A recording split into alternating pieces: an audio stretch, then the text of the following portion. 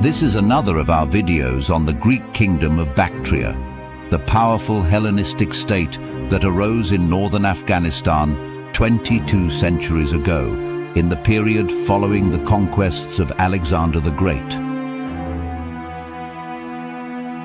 The Roman historian Justin recounts a remarkable episode during a military encounter between two Greco-Bactrian kings, Demetrius and Eucratides.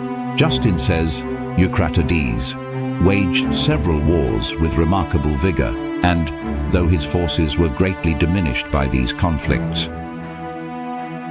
yet when he was besieged by Demetrius with a mere 300 soldiers, Eucratides repelled a force of 60,000 enemies through continuous sallies.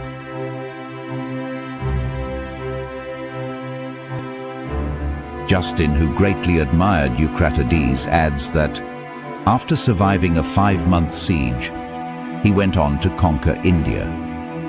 The brevity of Justin's remarks notwithstanding, the event he describes was a game-changing episode in the history of Greek Bactria.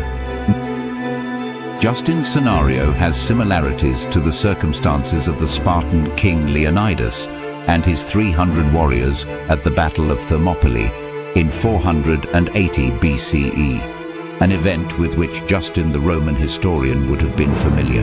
Justin's short passage refers to a time of civil war in Greek Bactria, in which the main protagonists were Demetrius, the king of Bactria, and Eucratides, the usurper who would be king. Eucratides started his career as a Greco-Bactrian cavalry general, a position that conferred considerable power and authority that he exploited for his own benefit. With the help of mercenaries, the usurper was able to capture the capital city of Bactra. He then declared himself king. At the time of the rebellion, Demetrius and his army were away from Bactria. He was either in the city of Demetrius in Arachosia, which he founded and named after himself, or he was conducting military operations in northern India. Upon receiving news of the uprising, Demetrius and his massive army quickly marched against Eucratides. Demetrius either caught Eucratides by surprise or defeated him in a battle, scattering his army and forcing him to retreat. Eucratides and his men took refuge in a mountain stronghold where they could use the terrain to their advantage, much like the Spartans at the pass at Thermopylae. Here, Eucratides and his soldiers stood their ground against a vastly superior enemy force.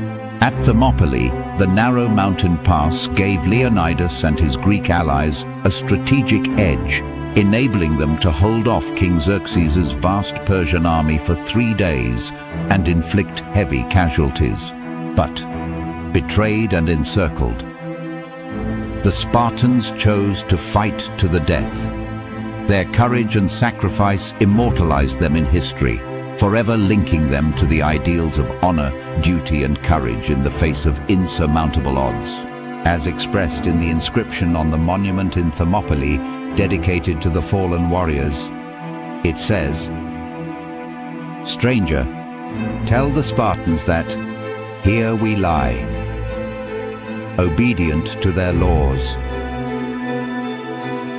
The 300 men accompanying Eucratides mentioned by Justin were likely his royal bodyguards, just as the 300 Spartans were Leonidas's bodyguards. The 5-month duration of the siege suggests that Eucratides might have been trapped in the mountains in winter when the passes to Bactria were blocked, but the snow also obstructed his enemies from reaching him. One might speculate that Justin took note of the encounter between Demetrius and Eucratides because of its similarity with the story of the Spartans, as both events involved a small, determined group resisting a large and overwhelming force. However, there are some differences. While the Spartans were outflanked, Eucratides' position was unassailable. He was thus able to hold out for 5 months and ultimately triumph.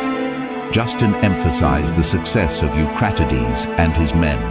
This victory, which was a game-changer in the history of Greek Bactria, enabled Eucratides to go on and defeat all of his Greek rivals and forge an empire that extended from Central Asia to northern India. Accolades go to the 300 Greek warriors and their commander, but there are no lasting memorials for them. This is in contrast to the Spartans, who stood resolute against an overwhelming enemy force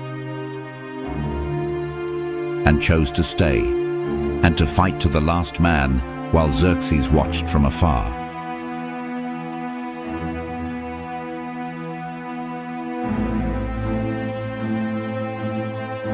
Both events show how bravery, self-sacrifice, honor, and perseverance against overwhelming odds can shape history and echo through time for 2,000 years.